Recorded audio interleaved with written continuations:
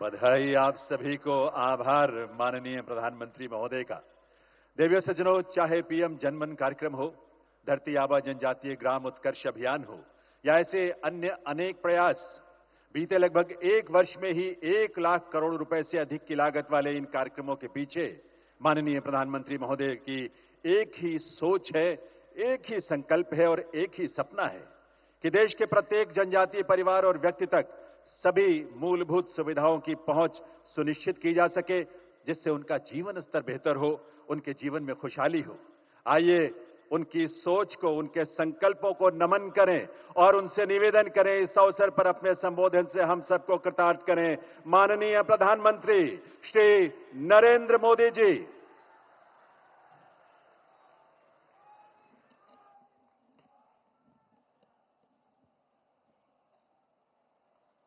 भारत माता की,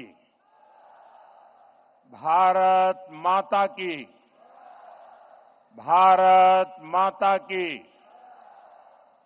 मैं कहूंगा भगवान बिरसा मुंडा, आप कहिए अमर रहे, अमर रहे। भगवान बिरसा मुंडा,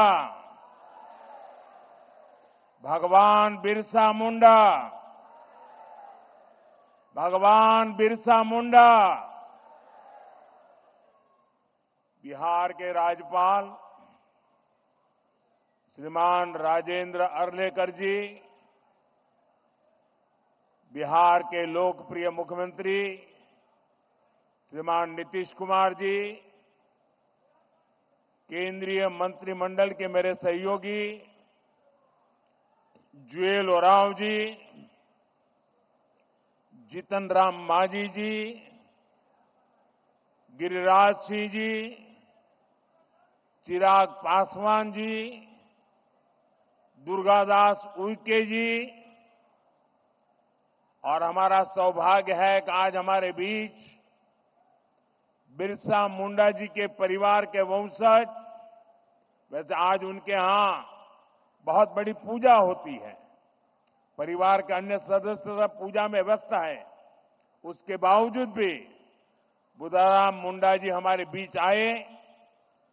इतना ही हमारा सौभाग्य है कि सिद्धो कान्हो जी के वंशज मंडल मुर्मू जी भी हमारे साथ है। और मेरे लिए खुशी की बात है कि आज अगर मैं कहूं कि हमारा जो भारतीय जनता पार्टी का परिवार है, उसमें आज अगर कोई सबसे वरिष्ठ नेता है तो वो हमारे करिया मुंडा जी है। कभी लोकसभा के डिप्टी स्पीकर रहे, पद्म विभूषण से विभूषित है और आज भी हम लोगों का मार्गदर्शन करते हैं। और जैसे हमारे जुआल ओराम जी ने कहा कि वो मेरे लिए पितृतुल्य है, ऐसे वरिष्ठ करिया मुंडा जी आज विशेष रूप से झारखंड से यहां पधारे हैं। बिहार के उप मुख्यमंत्री मेरे मित्र भाई विजय कुमार सिन्हा जी, भाई सम्राट चौधरी जी, बिहार सरकार के मंत्रीगण, सांसदगण, विधायकगण, अन्य जनप्रतिनिधि, देश के कोने कोने से जुड़े सभी महानुभाव और जमुई के मेरे प्यारे भाई और बहनों, आज देश के अनेक मुख्यमंत्री, अनेक राज्यपाल, अनेक राज्यों के मंत्री, केंद्र सरकार के मंत्री हिंदुस्तान के अलग अलग जिलों में बहुत बड़े कार्यक्रम हो रहे हैं, उसमें वो मौजूद है। मैं उन सबका भी स्वागत करता हूं और वर्चुअली हमारे साथ जुड़े देश के करोड़ों करोड़ों मेरे आदिवासी भाई बहनों को भी मैं यहां से प्रणाम करता हूं। गीत दौर दुर्गा माई बाबा धनेश्वर नाथ के इस पवित्र धरती के नमन कर ही भगवान महावीर के ही जन्मभूमि पर अपने सबके अभिनंदन कर ही आज बहुत ही पवित्र दिन है। आज कार्तिक पूर्णिमा है देव दीपावली है और आज गुरु नानक देव जी का 555वां प्रकाश पर्व भी है। मैं सभी देशवासियों को इन पर्वों की बधाई देता हूं। आज का दिन हर देशवासी के लिए एक और वजह से ऐतिहासिक है। आज भगवान बिरसा मुंडा की जन्म जयंती है। राष्ट्रीय जनजातीय गौरव दिवस है। मैं सभी देशवासियों को और खास तौर पर अपने आदिवासी भाई बहनों को जनजातीय गौरव दिवस की बधाई देता हूं। मुझे बताया गया है कि इन पर्वों से पहले जम्मू में पिछले 2-3 दिन बहुत बड़े पैमाने पर यहां के लोगों ने स्वच्छता का अभियान चलाया है। प्रशासन के लोग उन्होंने भी स्वच्छता के अभियान का नेतृत्व किया। हमारे विजय जी तो यहां डेरा डाल करके बैठे थे। भारतीय जनता पार्टी के कार्यकर्ताओं ने भी स्वच्छता का बहुत बड़ा अभियान चलाया। यहां के नागरिकों ने, युवकों ने, माताओं बहनों ने खुद ने भी इसको आगे बढ़ाया। इस विशेष प्रयास के लिए मैं जमुई के लोगों की भी बहुत बहुत सराहना करता हूं।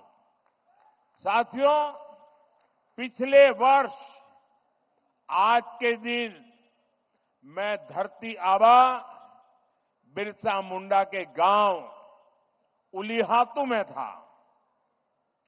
आज उस धरती पर आया हूं जिसने शहीद तिलका मांझी का शौर्य देखा है। लेकिन इस बार का ये आयोजन और भी खास है। आज से पूरे देश में भगवान बिरसा मुंडा की 150वीं जन्म जयंती के उत्सव शुरू हो रहे हैं। ये कार्यक्रम अगले 1 साल तक चलेगा। मुझे खुशी है कि आज देश के सैकड़ों जिलों के करीब 1 करोड़ लोग, जरा जमुई के लोग गर्व करिए, ये जमुई के लोगों के लिए गर्व का दिन है। आज देश के 1 करोड़ लोग टेक्नोलॉजी के माध्यम से हमारे इस कार्यक्रम से जुड़े हैं, जमुई से जुड़े हैं। मैं सभी का अभिनंदन करता हूं। अभी मुझे यहां भगवान बिरसा मुंडा के वंशज श्री बुधराम मुंडा जी का भी स्वागत सत्कार करने का सौभाग्य मिला है। सिद्धो कान्हो जी के वंशज श्री मंडल मुर्मू जी का भी मुझे कुछ दिन पहले ही सत्कार करने का सौभाग्य मिला था। उनकी उपस्थिति से इस आयोजन की शोभा और बढ़ गई है। साथियों, धरती आबा बिरसा मुंडा के इस भव्य स्मरण के बीच आज 6,000 करोड़ रुपए से अधिक की परियोजनाओं का शिलान्यास और लोकार्पण हुआ है। इनमें मेरे आदिवासी भाई बहनों के लिए करीब 1.5 लाख पक्के घरों के स्वीकृति पत्र है।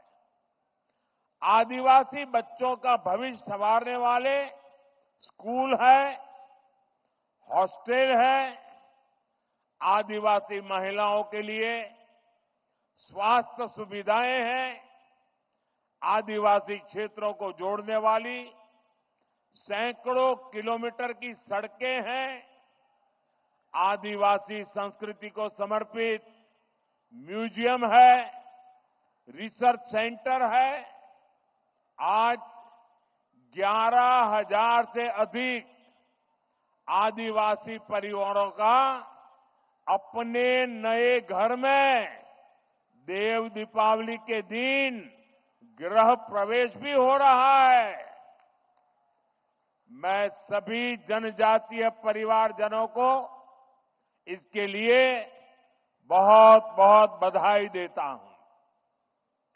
साथियों, आज जब हम जनजातीय गौरव दिवस मना रहे हैं, आज जब हम जनजातीय गौरव वर्ष की शुरुआत कर रहे हैं, तब ये समझना भी बहुत जरूरी है कि इस आयोजन की आवश्यकता क्यों हुई। ये इतिहास के एक बहुत बड़े अन्याय को दूर करने का एक ईमानदार प्रयास है। आजादी के बाद आदिवासी समाज के योगदान को इतिहास में वो स्थान नहीं दिया गया जिसका मेरा आदिवासी समाज हकदार था। आदिवासी समाज वो है जिसने राजकुमार राम को भगवान राम बनाया। आदिवासी समाज वो है जिसने भारत की संस्कृति और आजादी की रक्षा के लिए सैकड़ों वर्षों की लड़ाई को नेतृत्व दिया। लेकिन आजादी के बाद के दशकों में आदिवासी इतिहास के इस अनमोल योगदान को मिटाने की कोशिशें की गई। इसके पीछे भी स्वार्थ भरी राजनीति थी। राजनीति ये कि भारत की आजादी के लिए सिर्फ एक ही दल को श्रेय दिया जाए, लेकिन अगर एक ही दल, एक ही परिवार ने आजादी दिलाई तो भगवान बिरसा मुंडा का उल गुलान आंदोलन क्यों हुआ था?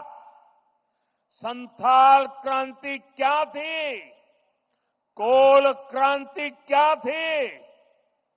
क्या हम महाराणा प्रताप के साथी उन रणबांकुरे भीलों को भूल सकते हैं क्या? कौन भूल सकता है सह्याद्री के घने जंगलों में छत्रपति शिवाजी महाराज को ताकत देने वाले जनजातीय भाई बहनों को? कौन भूल सकता है अल्लूरी सीताराम राजू जी के नेतृत्व में आदिवासियों द्वारा की गई भारत माता की सेवा को?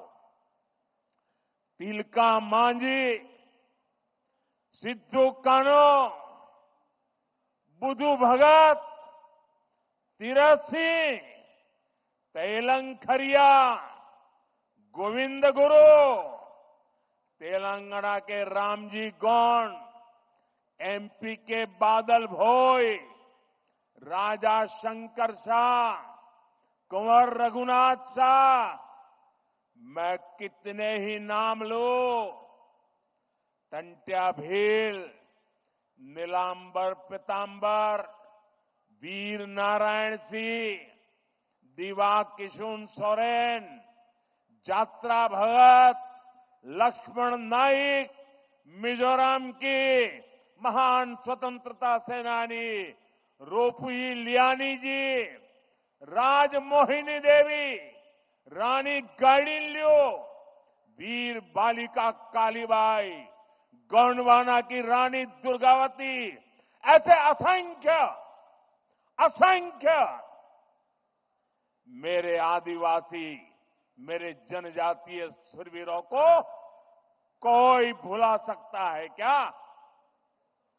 मानगढ़ में अंग्रेजों ने जो नरसंहार किया था,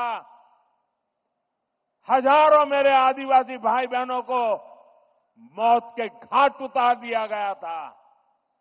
क्या हम उसे भूल सकते हैं?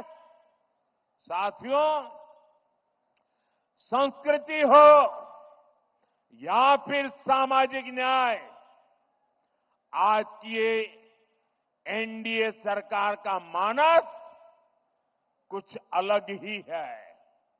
मैं इसे भाजपा ही नहीं बल्कि एनडीए का सौभाग्य मानता हूं कि हमें द्रौपदी मुर्मू जी को राष्ट्रपति बनाने का अवसर मिला। वो देश की पहली आदिवासी राष्ट्रपति है। मुझे याद है जब एनडीए ने द्रौपदी मुर्मू जी का राष्ट्रपति का उम्मीदवार बनाना तय किया तो हमारे नीतीश बाबू ने पूरे देश के लोगों को अपील की थी कि द्रौपदी मुर्मू जी को भारी मतों से जिताना चाहिए। आज जिस पीएम जनमन योजना के तहत अनेक काम शुरू हुए हैं, उसका श्रेय भी राष्ट्रपति द्रौपदी मुर्मू जी को ही जाता है। जब वो झारखंड की राज्यपाल थी और फिर जब वो राष्ट्रपति बनी तो अक्सर मुझसे आदिवासियों में भी अति पिछड़ी आदिवासी जनजातियों का जिक्र किया करती थी। इन अति पिछड़ी आदिवासी जनजातियों की पहले की सरकारों ने कोई परवाह ही नहीं की थी। इनके जीवन से मुश्किलें कम करने के लिए ही 24,000 करोड़ रुपए की पीएम जनमन योजना शुरू की गई। पीएम जनमन योजना से देश की सबसे पिछड़ी जनजातियों की बस्तियों का विकास सुनिश्चित हो रहा है। आज इस योजना को 1 साल पूरा हो रहा है। इस दौरान हमने अति पिछड़ी जनजातियों को हजारों पक्के घर दिए हैं। पिछड़ी जनजातियों की बस्तियों को जोड़ने के लिए सैकड़ों किलोमीटर की सड़कों पर काम शुरू हो चुका है। पिछड़ी जनजातियों के सैकड़ों गांवों में हर घर नल से जल पहुंचा है। साथियों, जिनको किसी ने नहीं पूछा, मोदी उनको पूजता है। पहले की सरकारों के रवैये के कारण आदिवासी समाज दशकों तक मूल सुविधाओं से वंचित ही रहा। देश के दर्जनों आदिवासी बाहुल्य जिले विकास की गति में बहुत पिछड़ गए थे। अगर किसी अफसर को सजा देनी हो, उसको पनिशमेंट देना हो, तो पनिशमेंट पोस्टिंग भी ऐसे जिलों में की जाती थी। एनडीए सरकार ने पुरानी सरकारों की सोच को बदल दिया। हमने इन जिलों को आकांक्षी जिले घोषित किया और वहां नए और ऊर्जावान अफसरों को भेजा। मुझे संतोष है, आज कितने ही आकांक्षी जिले विकास के कई पैरामीटर्स पर दूसरे जिलों से भी आगे निकल गए हैं। इसका बहुत बड़ा लाभ मेरे आदिवासी भाई बहनों को हुआ है। साथियों, आदिवासी कल्याण हमेशा से एनडीए सरकार की प्राथमिकता रहा है। ये अटल बिहारी वाजपेयी जी के नेतृत्व वाली एनडीए सरकार ही थी जिसने आदिवासी कल्याण के लिए अलग मंत्रालय बनाया। 10 साल पहले आदिवासी क्षेत्रों, आदिवासी परिवारों के विकास के लिए बजट 25,000 करोड़ रुपए से भी कम था। 10 साल पहले का हाल देखिए, 25,000 करोड़ से भी कम। हमारी सरकार ने इसको 5 गुना बढ़ाकर 1.25 लाख करोड़ रुपए पहुंचाया है। अभी कुछ दिन पहले ही देश के 60,000 से अधिक आदिवासी गांवों के विकास के लिए एक विशेष योजना हमने शुरू की है। धरती आबा जनजातीय ग्राम उत्कर्ष अभियान। इसके तहत करीब 80,000 करोड़ रुपए आदिवासी गांवों में लगाए जाएंगे। इसका मकसद आदिवासी समाज तक जरूरी सुविधाएं पहुंचाने के साथ साथ युवाओं के लिए ट्रेनिंग और रोजगार के अवसर बनाने का भी है। इस योजना के तहत जगह जगह ट्राइबल मार्केटिंग सेंटर बनेंगे। लोगों को होम स्टे बनाने के लिए मदद दी जाएगी, प्रशिक्षण दिया जाएगा। इससे आदिवासी क्षेत्रों में पर्यटन को बल मिलेगा और आज जो इको टूरिज्म की एक परिकल्पना बनी है, वो हमारे जंगलों में और आदिवासी परिवारों के बीच में संभव होगा और तब पलायन बंद हो जाएगा, पर्यटन बढ़ता जाएगा। साथियों, हमारी सरकार ने आदिवासी विरासत को सहेजने के लिए भी अनेक कदम उठाए हैं। आदिवासी कला संस्कृति के लिए समर्पित अनेक लोगों को पद्म पुरस्कार से सम्मानित किया गया है। हमने रांची में भगवान बिरसा मुंडा के नाम पर विशाल संग्रहालय की शुरुआत की और मेरा तो आग्रह है, हमारे सभी स्कूल के विद्यार्थियों ने भगवान बिरसा मुंडा का ये जो संग्रहालय बना है उसे जरूर देखना चाहिए, स्टडी करना चाहिए। आज मुझे खुशी है कि आज मध्य प्रदेश के छिंदवाड़ा में बादल भोई म्यूजियम और मध्य प्रदेश में ही जबलपुर में राजा शंकर शाह, कुंवर रघुनाथ शाह संग्रहालय का उद्घाटन हुआ है। आज ही श्रीनगर और सिक्किम में 2 आदिवासी रिसर्च सेंटर का भी उद्घाटन हुआ है और आज ही भगवान बिरसा मुंडा जी की याद में स्मारक सिक्का और डाक टिकट जारी किए गए हैं। ये प्रयास देश को आदिवासी शौर्य और गौरव की निरंतर याद दिलाते रहेंगे। साथियों, आदिवासी समाज का भारत की पुरातन चिकित्सा पद्धति में भी बहुत बड़ा योगदान है।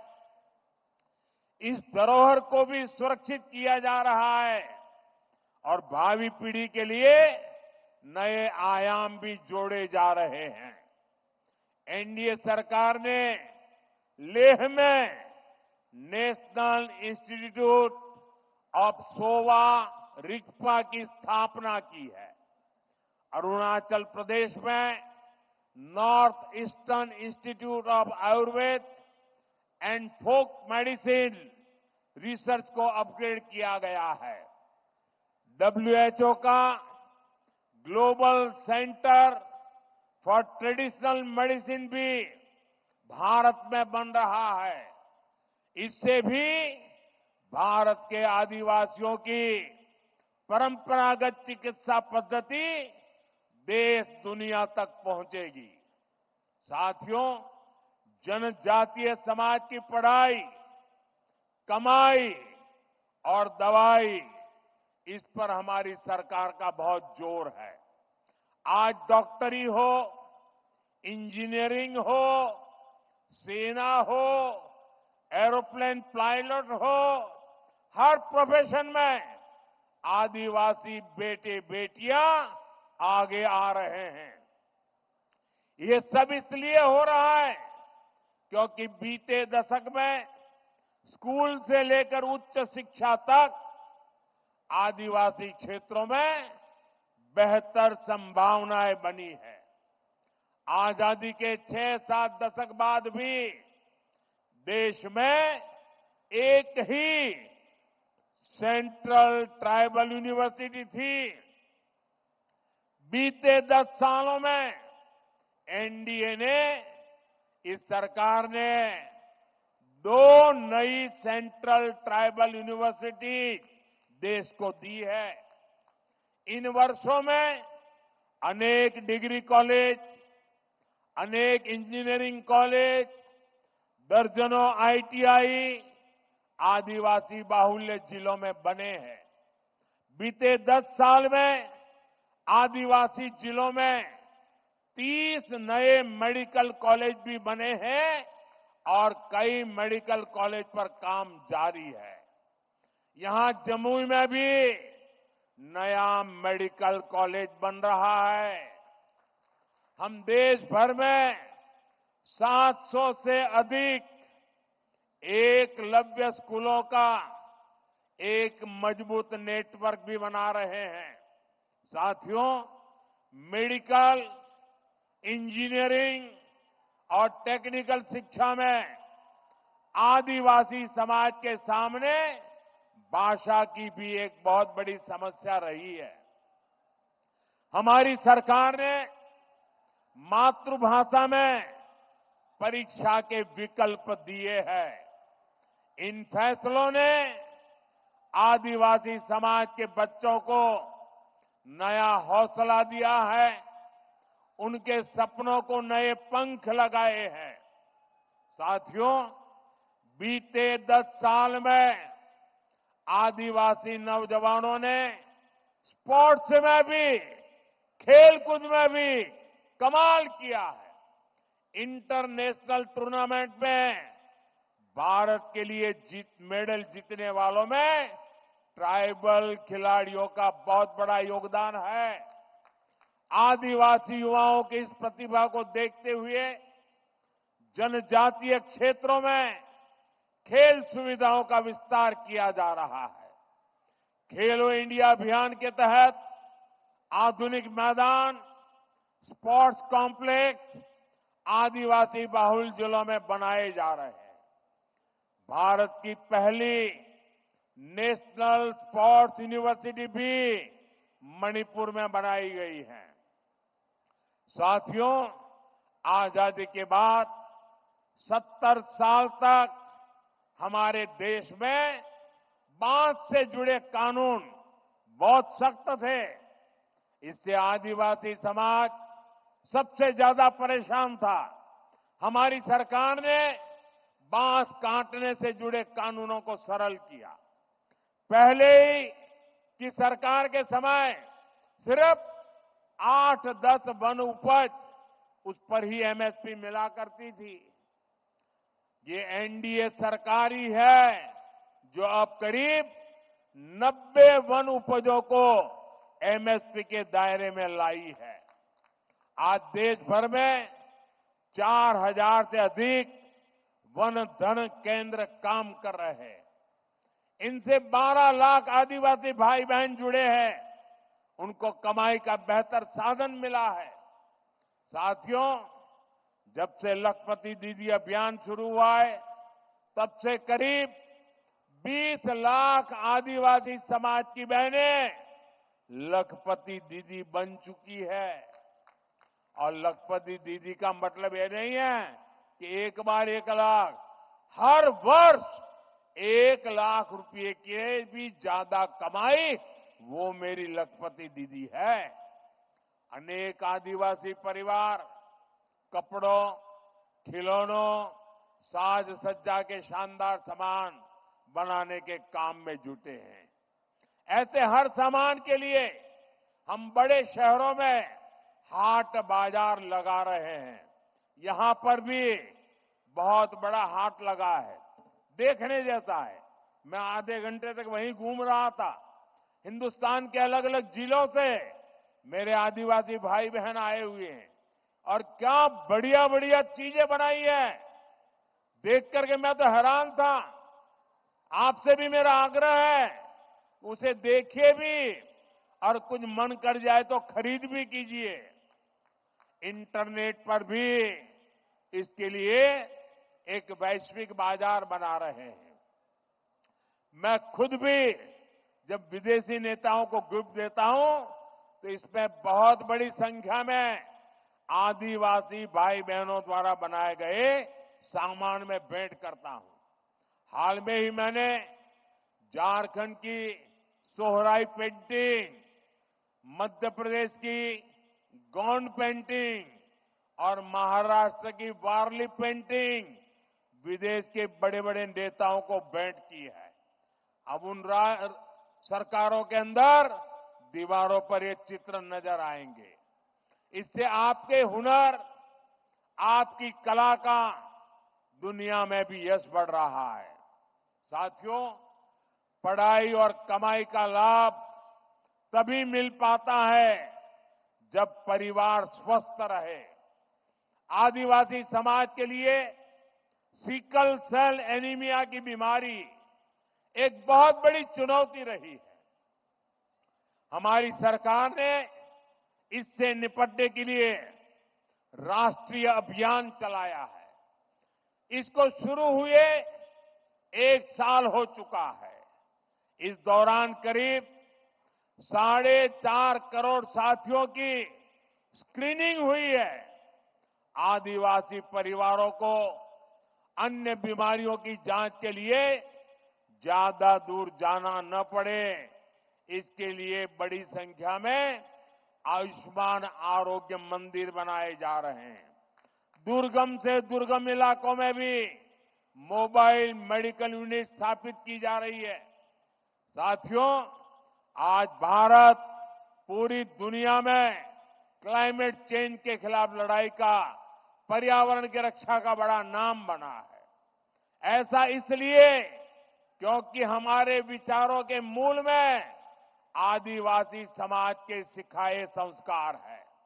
इसलिए मैं प्रकृति प्रेमी आदिवासी समाज की बातें पूरी दुनिया में बताने की कोशिश करता हूं। आदिवासी समाज सूर्य और वायु को, पेड़ पौधों को पूजने वाला समाज है। मैं इस पावन दिवस पर एक और जानकारी आपको देना चाहता हूं। भगवान बिरसा मुंडा की 150वीं जन्म जयंती के उपलक्ष्य में देश के आदिवासी बाहुल्य जिलों में बिरसा मुंडा जनजातीय गौरव उपवन बनाए जाएंगे।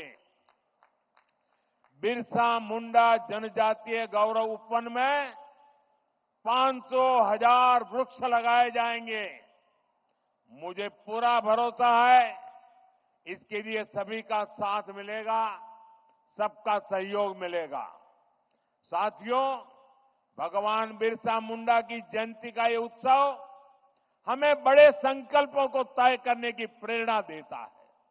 हम मिलकर देश के आदिवासी विचारों को नए भारत के निर्माण का आधार बनाएंगे।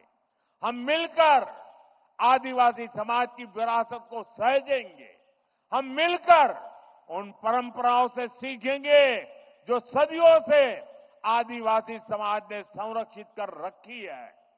ऐसा करके ही हम सही मायने में एक सशक्त, समृद्ध और सामर्थ्यवान भारत का निर्माण कर पाएंगे। एक बार फिर आप सभी को जनजातीय गौरव दिवस की ढेर सारी शुभकामनाएं मेरे साथ फिर से बोलेंगे। मैं कहूंगा भगवान बिरसा मुंडा, आप कहेंगे अमर रहे, अमर रहे। भगवान बिरसा मुंडा, भगवान बिरसा मुंडा, भगवान बिरसा मुंडा। बहुत बहुत धन्यवाद। बहुत बहुत आभार माननीय प्रधानमंत्री महोदय का। आइए हम सब अपने स्थान पर खड़े होकर करतल ध्वनि के साथ माननीय प्रधानमंत्री महोदय के प्रति कृतज्ञता व्यक्त करें, उनका आभार व्यक्त करें, जिन्होंने देश का नेतृत्व इस रूप में किया कि आज पूरी दुनिया भारत के इस गौरव को निहार रही है, आशा भरी दृष्टि से देख रही है। इस देश का हर वासी, चाहे वो जनजातीय वर्गों से हो, अनुसूचित जातियों से हो या हमारे पिछड़े वर्गों से, गरीब परिवारों से हो, सभी को एक विश्वास है कि आज भारत जिस रूप में माननीय प्रधानमंत्री नरेंद्र मोदी जी के नेतृत्व में आगे बढ़ रहा है,